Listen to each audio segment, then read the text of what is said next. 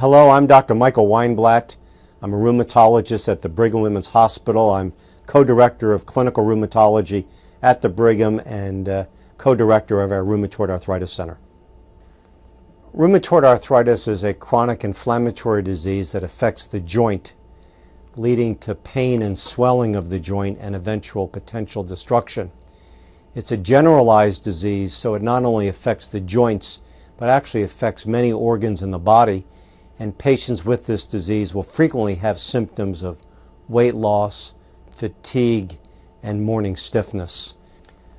We project about 0.7% of the population have this disease. So that's several million Americans. It affects women more commonly than men. It classically begins somewhere between the ages of 20 and 50 years of age, but we appreciate that it can occur in young children, and we also know that it can occur in geriatric patients between the ages of 70 and 90 with new onset disease. So rheumatoid arthritis can involve multiple joints. In particular, it frequently involves the small joints of the hands, the proximal joints and the metacarpal joints, and it frequently involves the feet, the metatarsal joints, so patients can wake up and have stiffness involving their feet and feel like they're walking on crushed ice or marbles, and this can be a difficult diagnosis. In addition, it involves the wrists, elbows, shoulders, and hips and knees and ankles. So it's a generalized illness that affects small joints of hands and feet as well as large joints. It's generally a disease that affects both sides of the body. So if they have involvement of the right wrist, they frequently have involvement of the left. And unlike osteoarthritis, which is a disease of cartilage, rheumatoid arthritis is noted by a lot of stiffness in the morning. So the first question patients always ask is it too early to see someone with vague symptoms? And our view is that if you have more than 35 or 40 minutes of morning stiffness, if you have swelling of the small joints of your hands, if you have pain involving your feet, or you have swelling in other joints, you really need to be evaluated by your physician, because the data clearly shows that early diagnosis and intervention with drug therapy can really improve this disease and stop progression both functionally as well as radiographically. In the last 10 years, there's been an incredible revolution in the management of rheumatoid arthritis. 20 years ago, patients with this disease faced a course of destruction of the joint, deformity, disability. So what's changed? What's changed in the last 15 years are new drugs which clearly change the course of the disease. One of the major drugs that's used to treat rheumatoid arthritis is an old drug, a drug called methotrexate, which at high doses is an anti-cancer drug.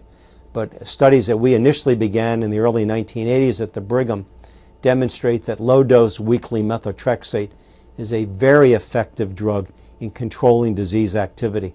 In fact, since we began those early studies in 1982, methotrexate has now become the standard therapy worldwide for the treatment of rheumatoid arthritis. But methotrexate by itself may not be sufficient in 60 or 70% of patients. And what's changed in the last 10 years is the development of drugs that are developed genetically, these recombinant proteins called biologic response modifiers, in particular drugs that block an inflammatory substance called tumor necrosis factor. And those drugs, when used by themselves or when combined with methotrexate, can induce a response in 60 to 80% of patients. They not only improve rapidly the number of painful and swollen joints, they improve the fatigue associated with the disease, they stabilize function, and they stop X-ray progression. So those drugs in combination with methotrexate have truly changed the natural history of the disease.